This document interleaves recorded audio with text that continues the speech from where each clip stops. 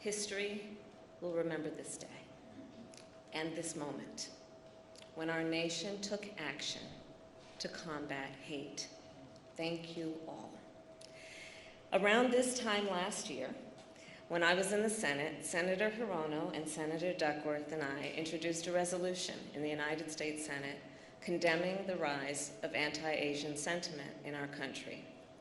At that time, more than 1,100 anti-Asian hate incidents had been reported since the start of the pandemic. Today, that number is more than 6,600. And I'm talking about incidents where businesses are being vandalized in our biggest cities and in our smallest towns. I'm talking about a 61-year-old man getting kicked in the head, 2 elderly women being stabbed while waiting for the bus, 8 people in Atlanta getting shot on a Tuesday night. This violence, it did not come from nowhere, and none of it is new. In my life, my lived experience, I have seen how hate can pervade our communities. I have served in the justice system, in the legislative branch, and in the executive branch.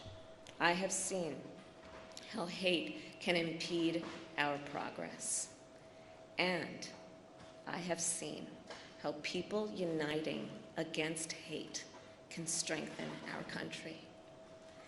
Those here today are united. This bill brings us one step closer to stopping hate, not only for Asian Americans, but for all Americans. It will expedite the Justice Department's review of hate crimes, every type of hate crime. It will designate an official at the department to oversee the effort, and it will expand efforts to make the reporting of hate crimes more accessible at the local and state levels. But after the President signs this bill today, our work will not be done. Here is the truth. Racism exists in America. Xenophobia exists in America. Anti-Semitism, Islamophobia, homophobia, transphobia, it all exists. And so the work to address injustice, wherever it exists, remains the work ahead. My fellow Americans, it is my great honor to mention and to say to you what you already know. We have a President of the United States in one Joe Biden who is committed to this work. He is determined to, I will quote from him, give hate no safe harbor. And I'll tell you firsthand, I've seen what you know. His actions match his powerful words. It is my great honor to introduce the President of the United States, Joe Biden.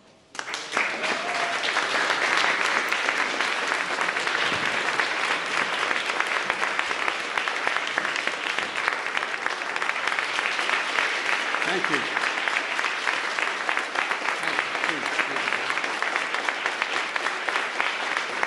Thank you.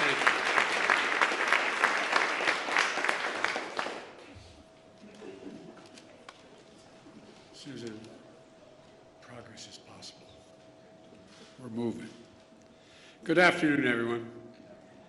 I said from the beginning of my campaign, Madam Speaker, that the campaign for president throughout, and you would call me and tell me, keep it up, was about bringing people together, about uniting the country. We need to unite as one people, one nation, one America. And that was the thing I was most often criticized about, saying, how can you unite the country? We must unite the country. I said it in my kickoff speech in Philadelphia. I said it again when I spoke at Gettysburg, and I emphasized it in my inaugural address. A lot of people, press to elected officials, were somewhat skeptical of that could be done. It's just beginning, but I'm confident we can do this and so much more. And I believe with every fiber of my being that there are simple core values and beliefs that should bring us together as Americans. One of them is standing together against hate. against racism, the ugly poison that has long haunted and plagued our nation. Today, I can say that because of all of you, many of you sitting right in front of me, you've taken that first step. It's an important step. I'd like to thank the Congress and the members who are here today, Democrats and Republicans, who came together to get the COVID-19 Hate Crimes Act on my desk. Well, on a desk I'm about to sign. But I want to thank the Majority Leader Schumer, and I want to thank Speaker Pelosi for your leadership. I also want to thank the leader from the state of Kentucky for letting it go forward. It's important. It's important. Most of all, Maisie, or Senator, I called you Maisie. I apologize, Maisie. I call Chuck anyway. Yeah. Senator Hirano, Senator Tammy Duckworth, who helped deliver this 94-1 vote.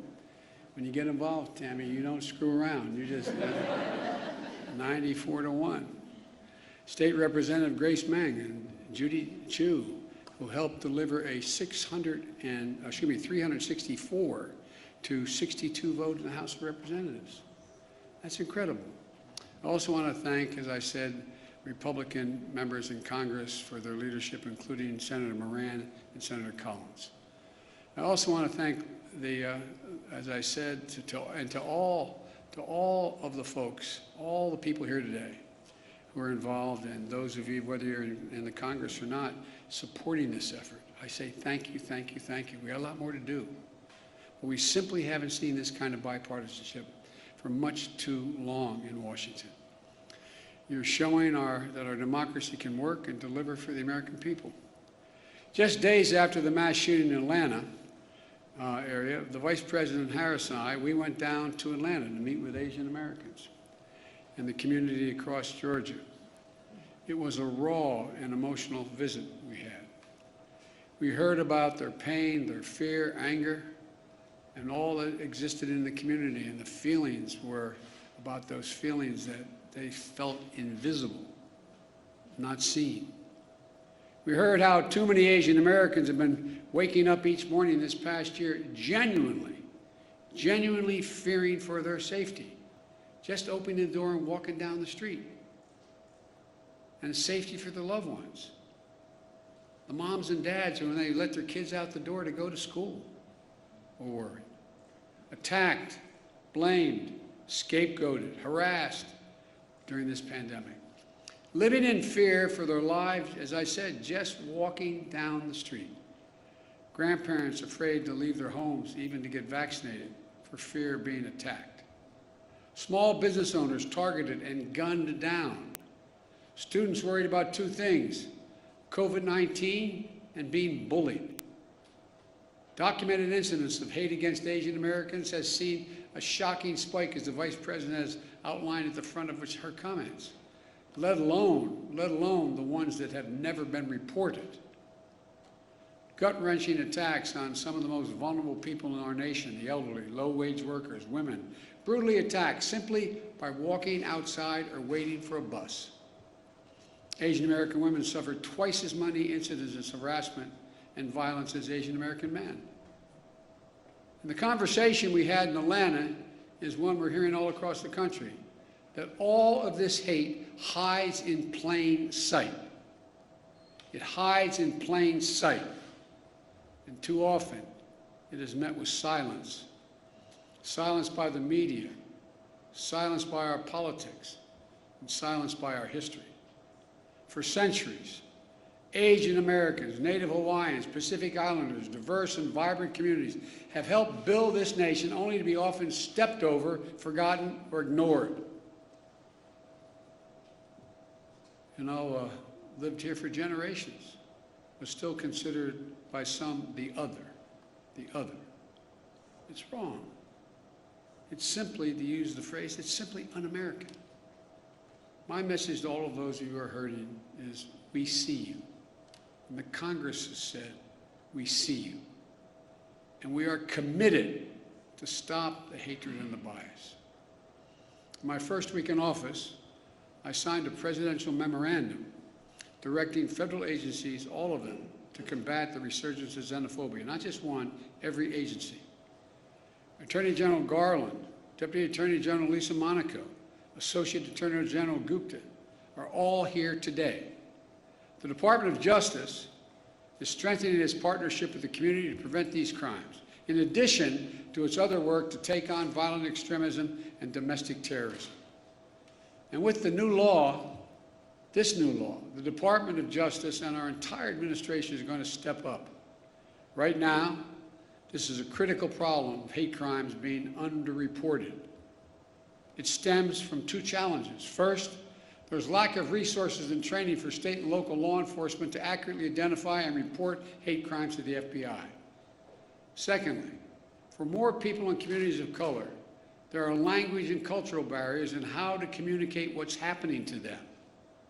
This law is going to make a difference. For example, the Department of Justice will issue clear guidance for state, city, and tribal and law enforcement agencies on how to establish online reporting of hate crimes.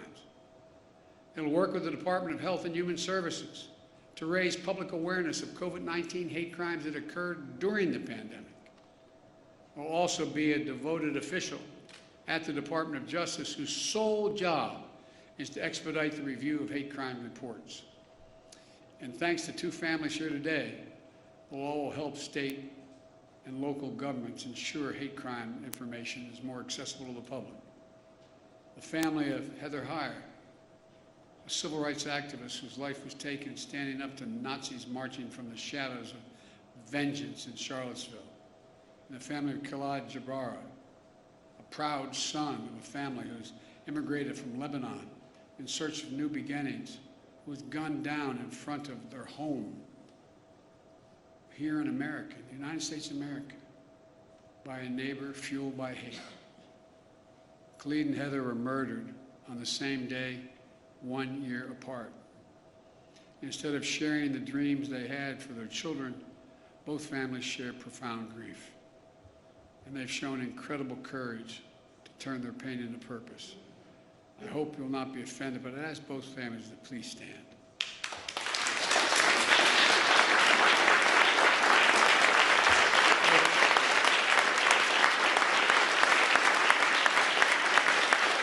I want to thank you. I want to thank you for being here, because I know it's hard. No matter how celebratory it is, a law is being changed. When you have to show up at something memorializing your family, it's like you got the news 10 seconds ago. It's the hardest thing to do. I know from experience it takes enormous courage. But I hope that every day that's passed, the memory of son and daughter brings a smile to your lips before it brings a tear to your eye. Because I promise you, a lot of people understand who've gone through similar things. It's hard. So I really mean it when I say thank you. Thank you for being here. It takes a lot of courage. Thank you.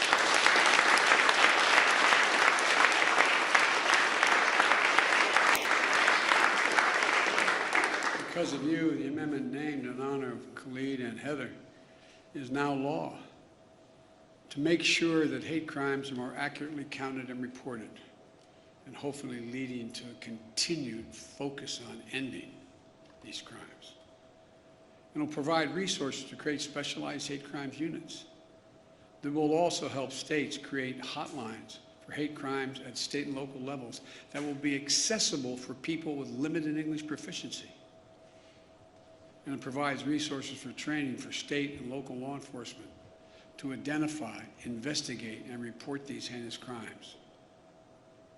But of all the good that the law can do, we have to change our hearts. We have to change the hearts of the American people. Hate can, I mean this from the bottom of my heart, hate can be given no safe harbor in America. I mean it, no safe harbor.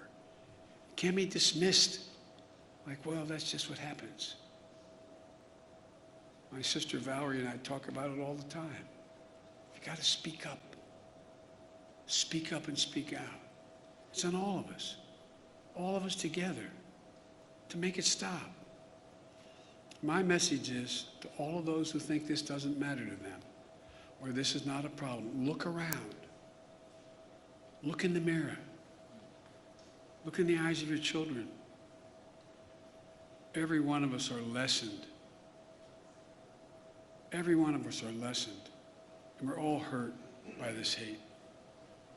It has a way of seeping sort of through the cracks into communities and children who, in fact, wouldn't have crossed their mind. Words have consequences, as the senator knows. He preaches it. He understands it. Consequences. But silence is complicity. Silence is complicity. And we cannot be complicit. We have to speak out. We have to act. That's what you've done. And I can't thank you enough. I'm proud today. I'm proud today of the United States. I'm proud today of our political system, the United States Congress. I'm proud today that Democrats and Republicans have stood up together to say something. Let me close with this. Grief, as we all know, is universal, but so is hope. So is love. Sounds corny, but it really is. It really is. And hope and love can be contagious. We're the United States of America. We're good and decent people.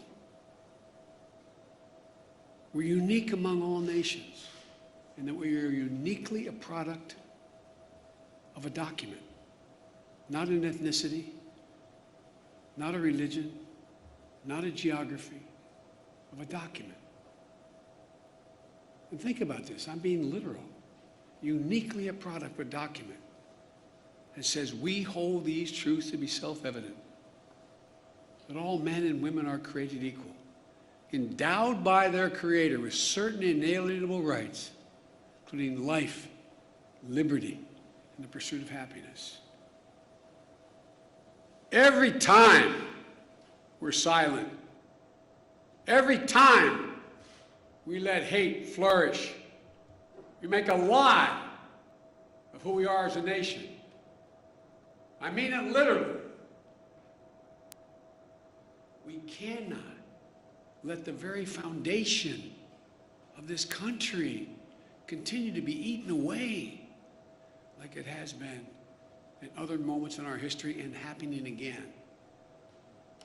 I looked at this law that you all passed as maybe the first break, the first significant break on a moment in our history that has to be turned around.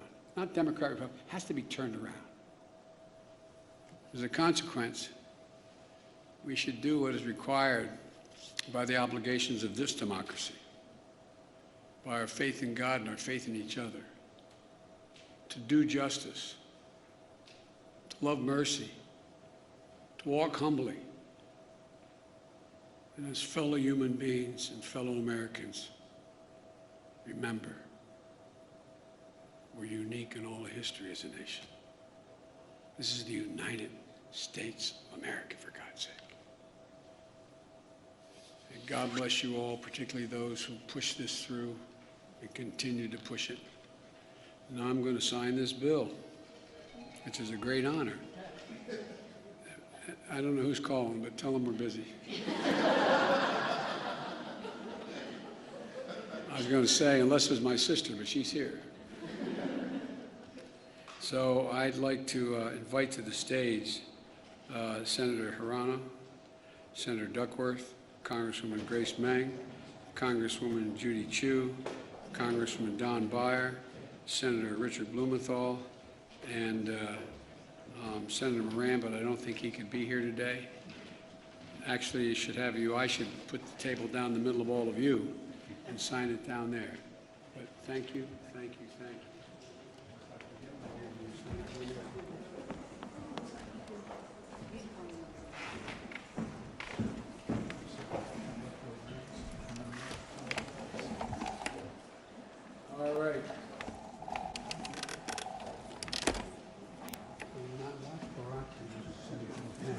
I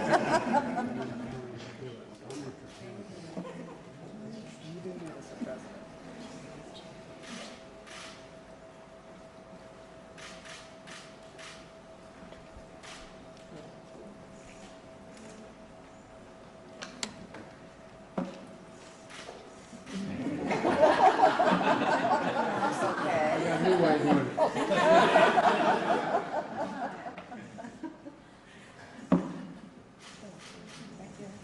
Oh, there you go, sorry. Thank you. Congratulations to you all.